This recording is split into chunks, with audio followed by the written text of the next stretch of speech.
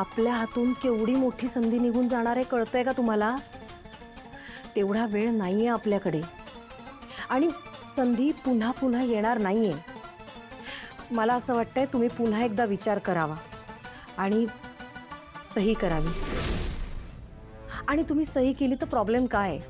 तुम्ही इन्व्हेस्टिगेशन केलंय ना, काय मिळालंय त्यात? माझ्या हाती असं काही ठोस लागलेलं नाहीये. म्हणजे तुम्ही अजूनही आकाश भाऊजींसाठी थांबलात. अहो इतकं चांगलं डील आहे आणि जर तो क्लायंट चांगला निघाला तर त्याचं सगळं श्रेय आकाश भाऊजींना जाईल. हे बघा, तुम्हाला काहीच मिळणार नाही अशात. तुमच्या लक्षात येत आहे का मला काय म्हणायचंय ते? मला तर असं वाटायला लागलंय की आकाश भाऊजी मुद्दाम हे सगळं लांबणीवर टाकतायत कारण त्यांना तुम्हाला हे श्रेय मिळू द्यायचं नाहीये.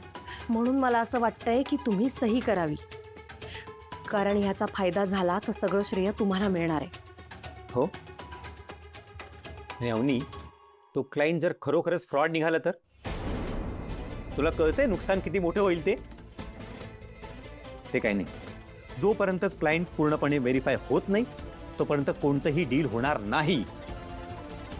मला एक गोष्ट कळत नाही, यामध्ये आकाश आणि माझं कंपॅरिझन होतच कसं? येता जाता काय आकाश आकाश आकाश आकाश आकाश लावलंय हो? कधीतरी आकाश भाऊजींना पण म्हणू द्या ना की भास्कर दादा आपण असं केलं तर चालेल का? भास्कर दादा आपण तसं करूया का? ऐकू द्या ना मला हे कधीतरी. सतत आपलं येता जाता आकाश आकाश आकाश. तुम्ही जबाबदारी घेतली ना तर सगळीकडे तुमचं नाव होईल. तुम्हाला कळतंय का मला काय म्हणायचंय? अवनी, तू जरा शांत बसशील का प्लीज? आणि तुला एक गोष्ट सांगतो, माझं ठरलंय, जोपर्यंत आकाश येत नाही तोपर्यंत मी कुठेही सही करणार नाही.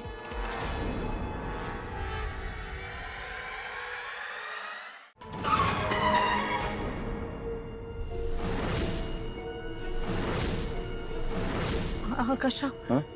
हा हा तोच माणूस आहे ज्याने मगाशी गोळी साडली होती. What? हो. नाही प्लीज प्लीज तुम्ही नका जाऊ, नाही तो पुन्हा काहीतरी करेल. वसुंधरा, काही होणार नाहीये. मी बघून येतो, आणि काही झालं तुम्ही गाडीच्या बाहेर निघू नका. अहो,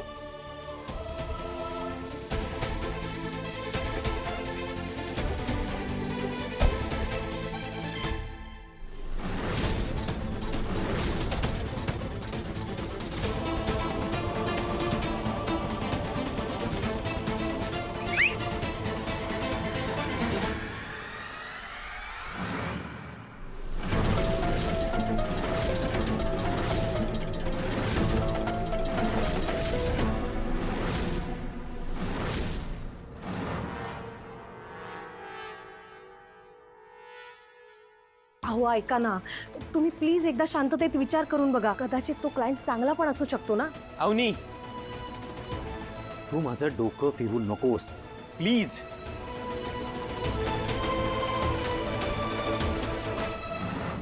अखिल, मला असं वाटतं तू आधी त्या आकाश दादाला समजावलं पाहिजे, नाहीतर तू सतत आडवा येत राहील. नाही ग, आकाश दादाला समजावून काही फायदा नाही, तो नाही ऐकणार, माहिती आहे मला. हे पण भास्कर दादा तर असं नाहीये ना. नाही, भास्कर दादाला तू थोडी लाडी गोडी लावून समजावलं तर ते साईन करतील आणि तूही साईन करशील, मग ते आकाश दादाचं काहीच नाही चालणार. तुला फक्त भास्कर दादांना कन्व्हिन्स करायचं आहे, right? Yes, you are absolutely right. नाही, बरोबर आहे, काही करून भास्कर दादाला कन्व्हिन्स करायला हवा. काही झालं ना तरी मी सही करणार नाही.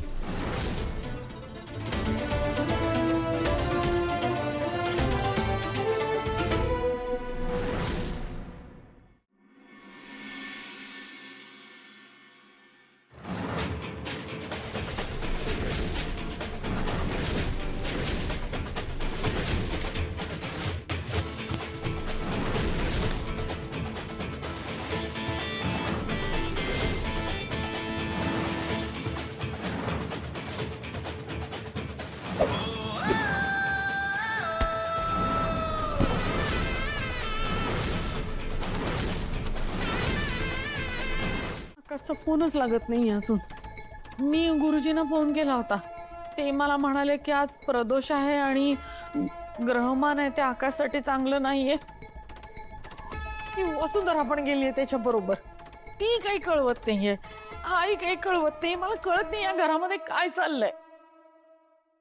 मी काय म्हणते, तुम्ही एकदा फोन करून बघा ना आकाशला परत प्लीज.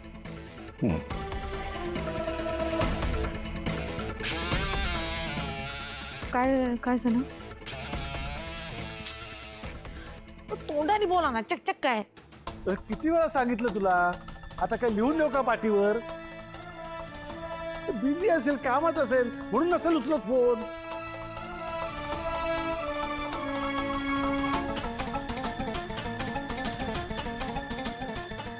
अखिल, काही काळजी करू नकोस, सगळं ठीक होईल. हा बाबा, हा. कसं सगळं ठीक होईल?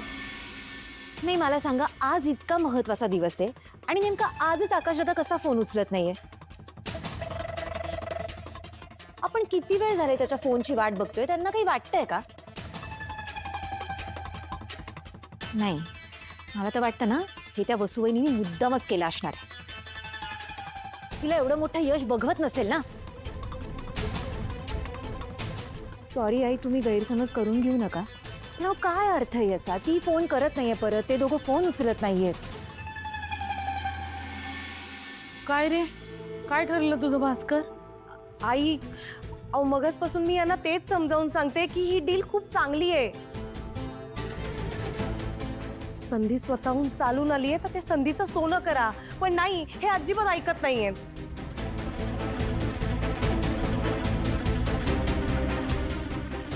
मी पण तेच म्हणतोय.